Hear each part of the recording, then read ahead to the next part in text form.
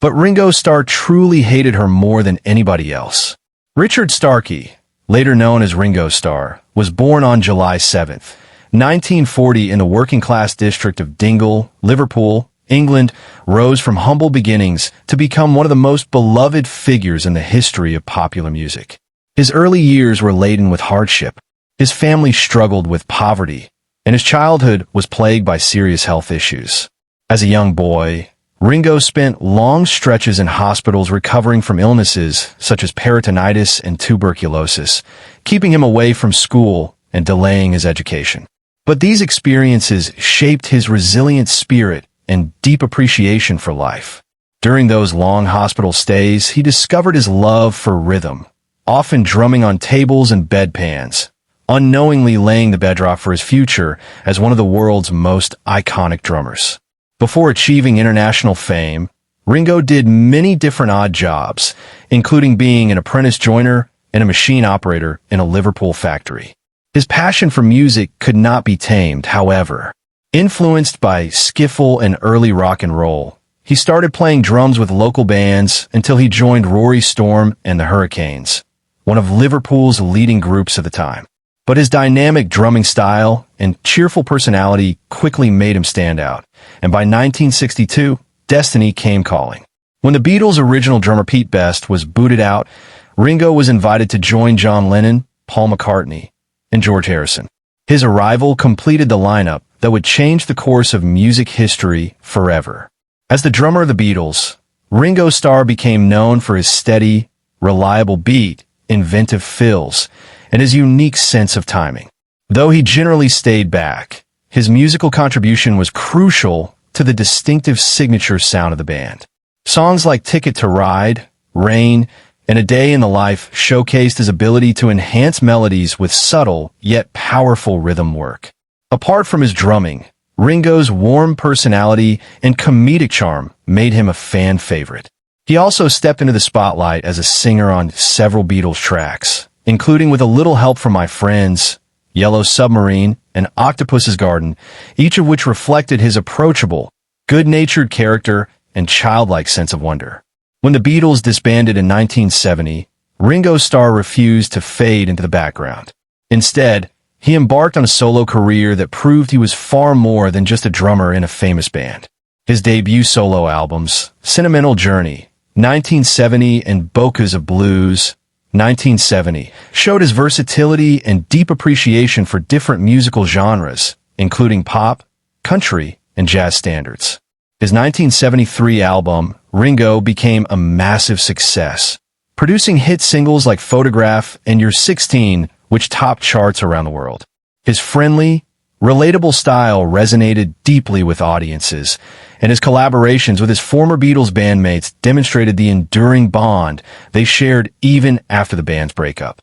Beyond his music, Ringo Starr developed a successful career in acting and film.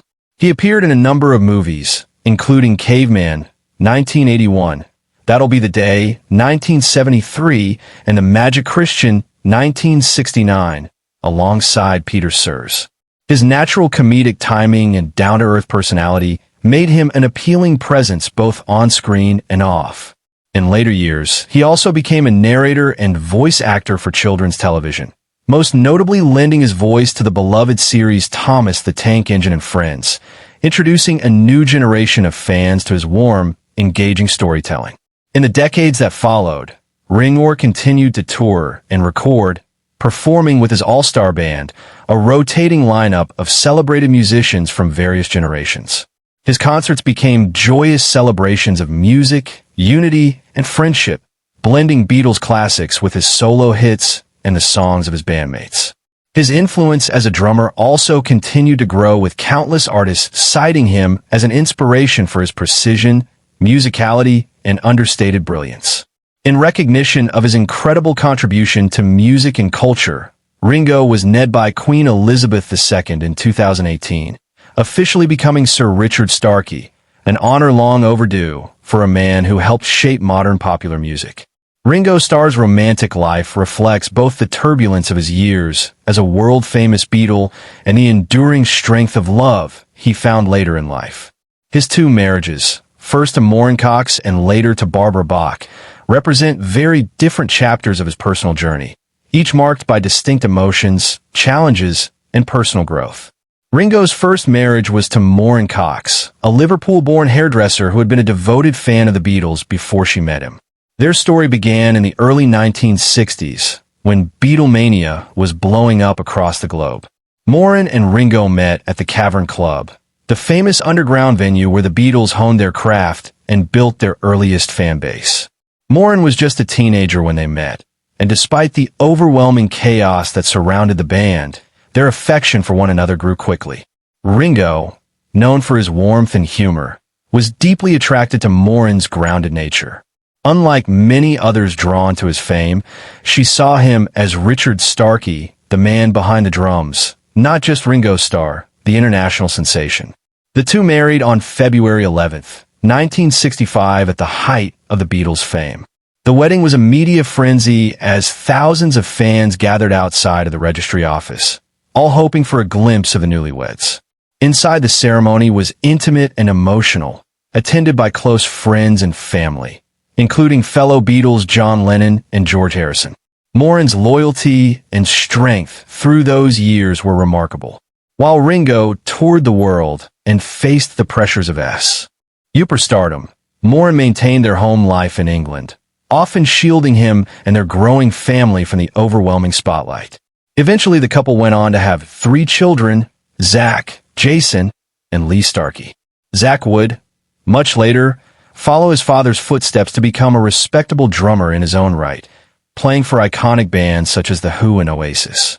With the Beatles' dissolution in 1970, however, the years that followed took a toll on their marriage. The repeatedly separated pair could not resist the temptations of fame and the rock and roll lifestyle.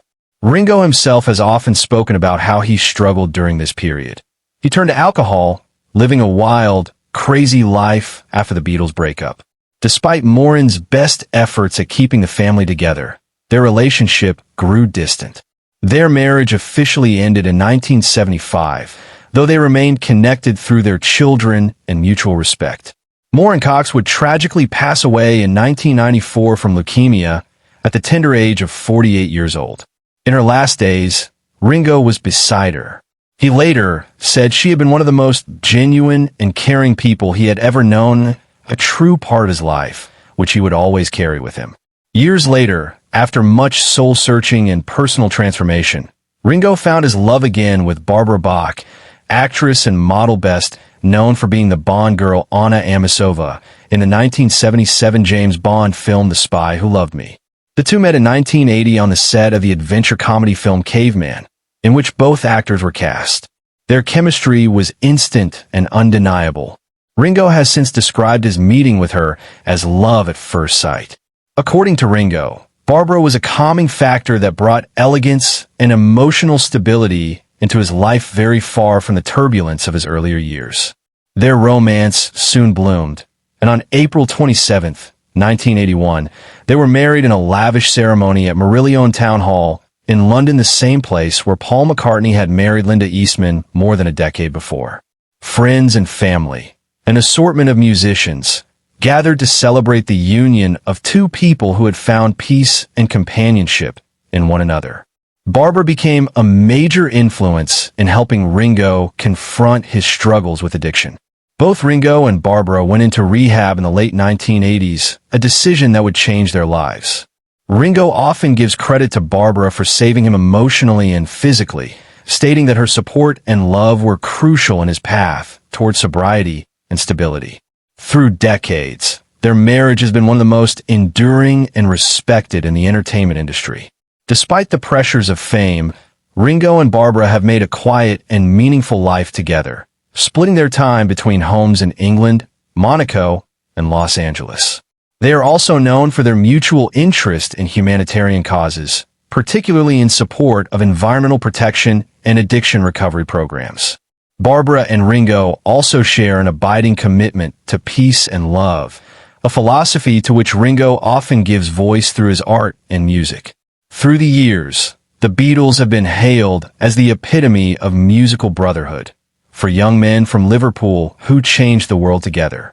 But behind the fame and unity that mesmerized millions, tensions often bubbled within the band, some running deeper than the public ever realized.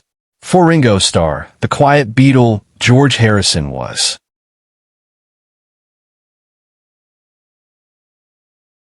someone he admired, respected, and played alongside through the group's rise to immortality. But with time, personal slights and jealousy and betrayal started seeping into their relationship, and later Ringo would admit that he had harbored more anger toward George than to anyone else in his life. "George was like a brother to me," Ringo once said. "But sometimes brothers fight harder than enemies ever do."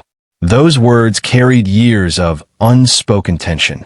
Though Ringo was often seen as the peacekeeper of the Beatles, his calm exterior masked frustrations that built up over the course of their rock and roll years. Ringo joined the group last, replacing Pete Best in 1962, and almost immediately found himself caught in a whirlwind of fame. George, who had been with John Lennon and Paul McCartney since the very beginning, often treated Ringo like an outsider, not cruelly, but with that subtle superiority of someone who had been there first. George could be distant, Ringo recalled. He had his own world, his own spirituality, and sometimes he made me feel like I wasn't allowed in it.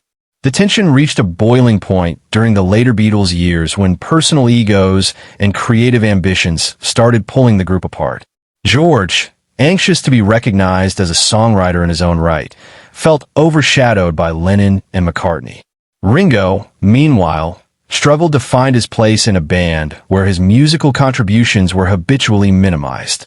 "There were days," Ringo confessed, "that I didn't even want to go into the studio. George and I would hardly even look at each other. I was tired of feeling invisible." The filming of Let It Be in 1969 captured the strain vividly. Silent glances, short tempers, and moments when Ringo simply walked out, unable to bear the tension. What finally destroyed the affection that Ringo felt toward George was much later, when personal lives began to intertwine. The subject of a short romantic fling of George in the early 1970s was Ringo's then wife, Maureen Starkey. The revelation came like a thunderbolt, even though George was also married at the time to Pattie Boyd.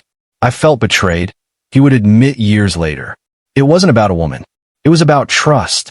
It was about someone I thought was family crossing a line you can't uncross." The affair became one of the most painful episodes in Ringo's life, causing deep resentment toward George that took years to fade away. "I hated him for what he did," Ringo said bluntly. "I really did. It wasn't anger that went away quickly. It stayed with me for a long, long time." George, for his part, later acknowledged his mistake, if not always in the most apologetic way. Confronted, he reportedly told Ringo, "Well, you know, all things must pass." The remark, a reference to his own album title, infuriated Ringo, who felt it was a cold dismissal of the damage done. Friends close to the Beatles have said that Ringo avoided George for months after the affair came to light, and even when they did see each other again, their conversations were tense and shallow. "It wasn't like we could just pick up a drumstick and a guitar and make it all better," Ringo explained. "That wound didn't heal with music." Over time, however, Ringo's deep spirituality and forgiving nature began to surface. As the years passed, he reflected on the meaning of friendship and the futility of holding on to anger. When George fell ill with cancer in the late 1990s, Ringo visited him at his bedside, setting aside all bitterness.